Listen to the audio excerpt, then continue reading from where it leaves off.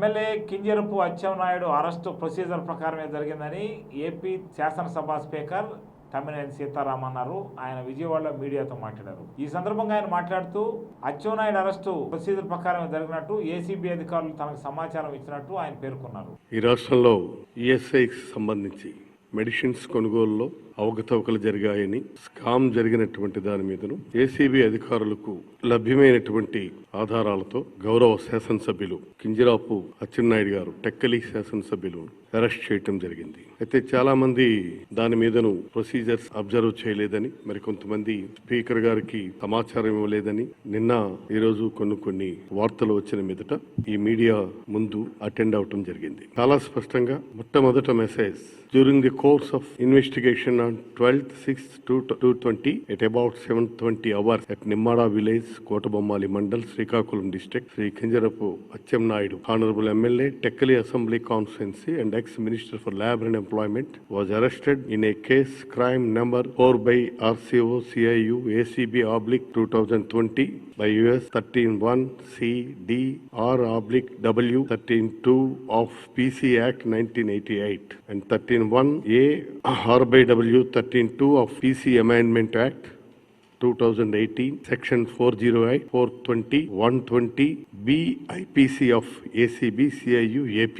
ఈ సెక్షన్స్ కింద వాళ్ళు కేసు పెట్టడం జరిగింది. Vijayawada in ESI IMS scam case. Honorable MLA is being produced before the Honorable Special Court of SPE and ACB cases Vijayawada. This is for favor of kind information.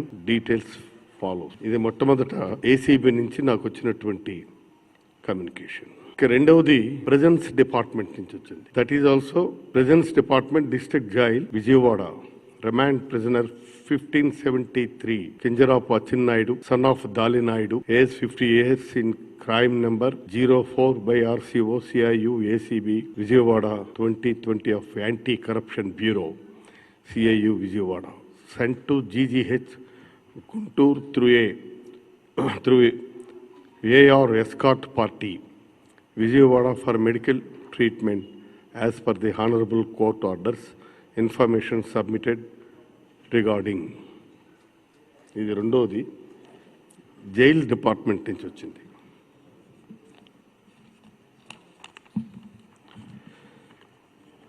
ఇక మూడవది office of the court of special judge, courts criminal arrest and remand of Sri Kinjarapu Accheన్నాయుడు, member of State Legislative Assembly, State of Andhra Pradesh, intimation as per Rule 17 of Criminal Rules of Practice submitting regarding crime number 4 by RCO CIU ACB 2020 of Anti-Corruption Bureau CIU ACB Vijayawada Police Station, registered for the offences under Section 13(1) A, C and D, read with Section 13(2) of Prevention of Corruption Act 1988 and under Section 409, 420 and 120 B of India Penal Code. ఇది మూడో intimation. కాబట్టి procedures సరిగా observe చేయలేదు, communication లేదన్నటువంటిది it is not correct. అన్నీ కూడా ప్రొసీజరికల్గానే వాళ్ళు చేయటం జరిగింది. అది మీకు ఒకసారి తెలియచేద్దామని చెప్పి ఈ ఇన్ఫర్మేషన్తో మీ దగ్గరికి రావడం జరిగింది. ఇక తర్వాత మనకి generally this kind of white collar offences are committed by those persons who are dressed in decent colors. Money laundering చట్టంలో మనకి యాక్చువల్గా ఇదే కాదు, ఇప్పుడు ఇది మనకి స్కామ్లో దొరికింది. దీని చుట్టూ అనేకమైనటువంటి డైమెన్షన్స్ కూడా ఉంటాయి. మనీ లాండరింగ్ కింద IPC సెక్షన్ 120B, అలాగే నేరపూరితమైనటువంటి క్రిమినల్ కాన్స్పిరసీ కూడా యాడ్ చేస్తే మొత్తం ఈ వ్యవహారం వెనుక ఎందరున్నారో అన్నటువంటిది కూడా తెలుస్తుంది. ఈ రకంగా వందల కోట్ల ప్రజాధనాన్ని నిబంధనలకు విరుద్ధంగా దారి మళ్లించి దోచేసిన డబ్బుని మనీ లాండరింగ్ చట్టం ప్రకారం క్రైమ్ ప్రొసీడ్స్ ఉంటాయి. ఆ డబ్బుని నిష్కలంకమైన డబ్బుగా అనగా అన్టైంటెడ్ డబ్బుగా చూపిస్తూ వివిధ లావాదేవీల్లో వాడుకునే మదుపు పెట్టి ఆస్తులు కూడబెట్టడం ఇది చట్ట ప్రకారం చాలా పెద్ద నేరం. సెక్షన్ 4 దీనికి మామూలుగా 7 ఏళ్లకు తక్కువ కాకుండా ప్రొసీజర్స్ ప్రకారం ఇవి ఏ విధంగా పనిష్మెంట్స్ ఉంటాయనేటువంటిది అది వాళ్ళ చట్టంలో పేర్కొన్నట్టుగా వాళ్ళు తీసుకుంటారు. ఇది అయితే ఈ విధంగా జరుగుతున్నటువంటి దాంట్లో పేపర్లో కూడా చాలా వరకు చూసాం.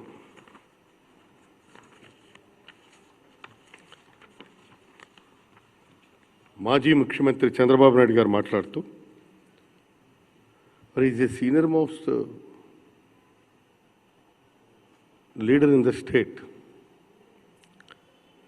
3 తడవులుగా ముఖ్యమంత్రిగా చేశారు, వారికి అపారమైన అనుభవం ఉందని చెప్పుకుంటారు. నేరాలకు బీసీలకు సంబంధం ఏమిటండి?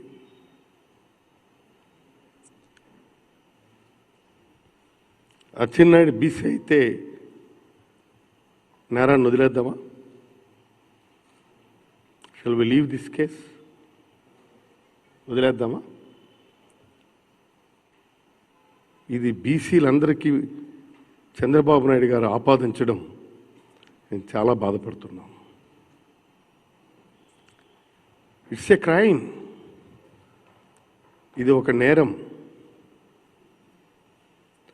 ఈ క్రైమ్కి ఎవరు అతీతులు కాదు, బీసీలు కాదు, ఓసీలు కాదు, ఎవరు అతీతులు కాదు. ఇప్పుడు దీనివల్ల బీసీలని చెప్పి 10 సార్లు మాట్లాడుతూ ఈ నేరాన్ని బీసీలను చూపిస్తూ ఒక విధంగా బీసీలను అవమానిస్తున్నారు. ఈ క్రైమ్ జరిగినప్పుడు అది బీసీయా, ఎస్సీయా, ఎస్టీయా లేదు ఓసీయా అన్నటువంటిది ప్రశ్న కాదు కదా. Crime is a crime. Crime అని డీల్ చేస్తుండేటప్పుడు ఒక పెద్ద మనిషిగా మీరు ఇలాంటి మాట్లాడడం అది ఎంతవరకు సమంజసం?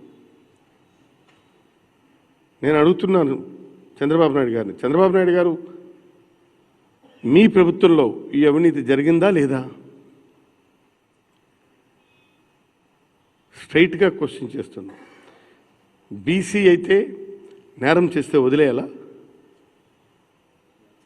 నేను అందుకే అంటున్నాను, మేమేమి నేరం చేయలేదు అని మీరు అనుకుంటే, నిన్న మీరు చెప్పారు అచ్చెన్నాయుడు గారికి అలాంటి సంబంధం లేదు దీంట్లో అని.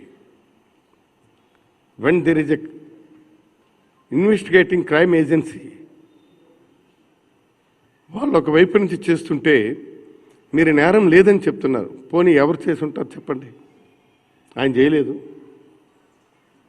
ఇంకెవరైనా చేశారా? ఆయన చేశారన్నటువంటిది ఆధారాలు ఉన్నాయని వాళ్ళు అరెస్ట్ చేశామని ఏసీబీ వాళ్ళు బల్ల గుద్ది చెప్తున్నారు. పోనీ ఇంకెవరైనా చేశారా? మీకేమైనా ఐడియా ఉంటే చెప్పండి. అచ్చెన్నాయుడు కాదు ఇంకెవడైనా చేశాడని ఉంటే చెప్పండి.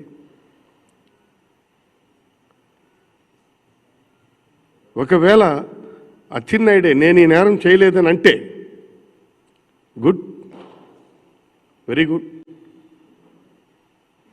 Let him prove that he's innocent. నేను నేరం చేయలేదనుకుంటే బర్డన్ ఆఫ్ ప్రూఫ్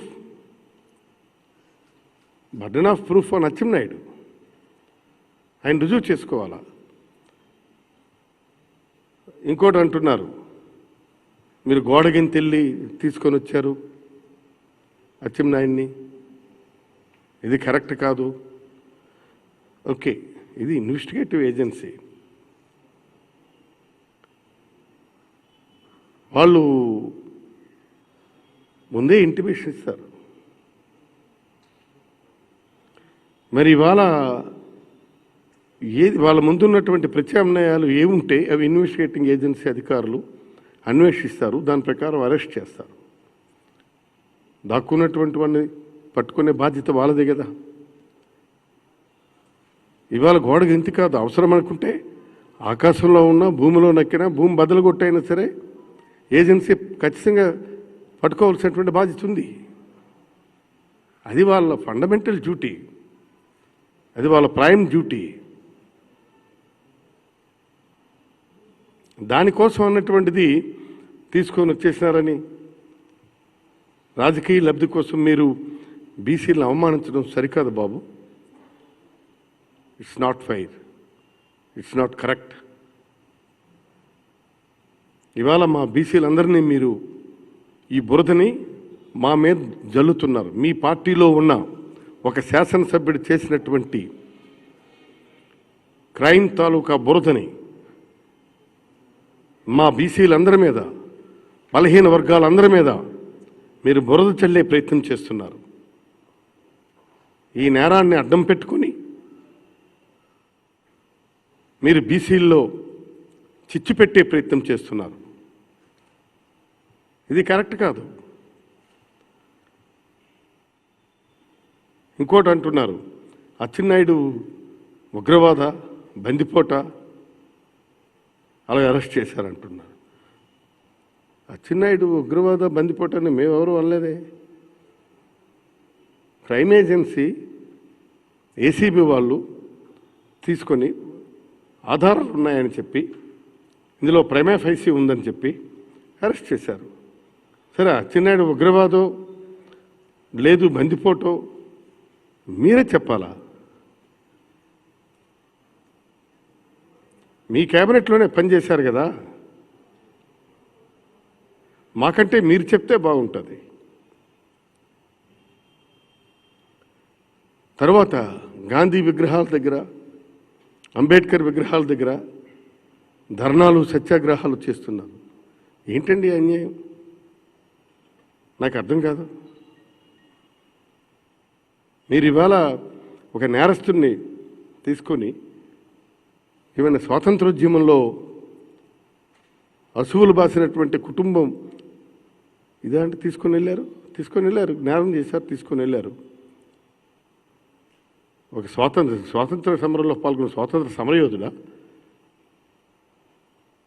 లేదు కార్గిల్ వార్లో పార్టిసిపేట్ చేసినటువంటి వీరయోధుడా, లేదు కరోనా కోసం పోరాడిన యోధుడా? ఏమని గాంధీ విగ్రహాల దగ్గర, అంబేద్కర్ విగ్రహాల దగ్గర ఈ ధర్నాలు చేసి ప్రొటెస్ట్, యాజిటేషన్ కార్యక్రమాలు ఏంటిది? ఎక్కడికి మీరు తీసుకెళ్తున్నారు? నేరాలను నేరాలుగా ఉన్నప్పుడు ఖండించాలి.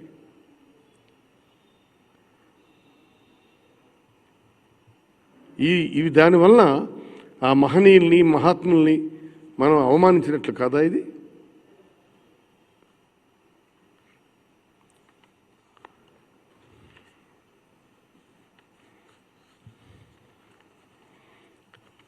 మీరు ఇప్పుడు బీసీల కోసం మాట్లాడుతున్నారు.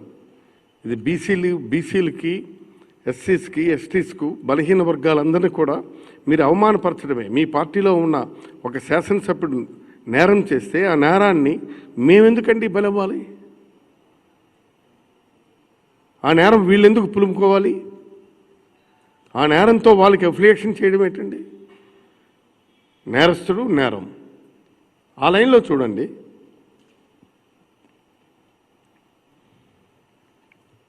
మీరు అలా మాట్లాడితే బీసీలకు ఇంకా మీ మీద ఏ విధంగా నమ్మకం ఉంటుందండి?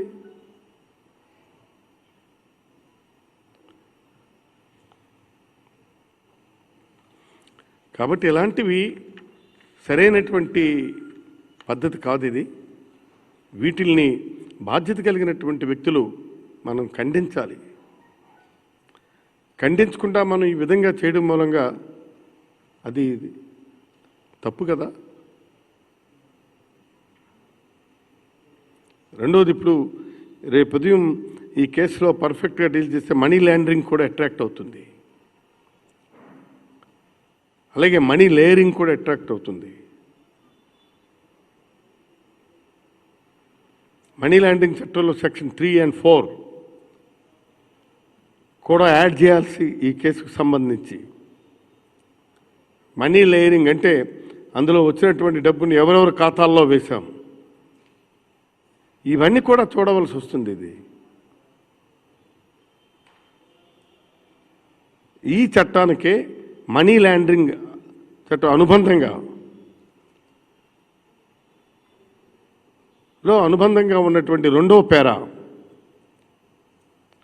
పార్ట్ 2లో పేర్కొన్న ఆర్థిక నేరాలకు ఏకంగా 10 ఏళ్ళు తక్కువ లేకుండా జైలు శిక్ష ఉంటుంది. ఇది నేను ఎందుకు ఇవన్నీ చెప్తున్నానంటే, ఇంత పెద్ద నేరాన్ని డిటెక్ట్ చేస్తుండేటప్పుడు మనం వాళ్ళని ఈ బీసీలని తర్వాత ఎత్తుకొచ్చారని, కిడ్నాప్ చేశారని ఈ విధమైనటువంటి ఆరోపణలు చేయడం సరైనటువంటిది కాదు. ఇది దీనికి సంబంధించి నాకు వచ్చినటువంటి సమాచారంలో వీళ్ళతో జతకట్టిన కొందరు టెక్కలి అక్రమ గ్రానైట్ మైనింగ్ లీజుదారులు, పాలిషింగ్ యూనిట్ల వాళ్ళు కూడా వీళ్ళ బ్లాక్ మనీ వైట్ చేయడంలో తోడ్పడ్డారన్నటువంటి ఆరోపణలు కూడా ఉన్నాయి. ఆ లైన్లో కూడా వాళ్ళు ఎంక్వైరీ చేస్తున్నారు. Of course let all should come to the facts. తర్వాత దీని మీదను మరొకసారి డిస్కస్ చేసుకోవచ్చు.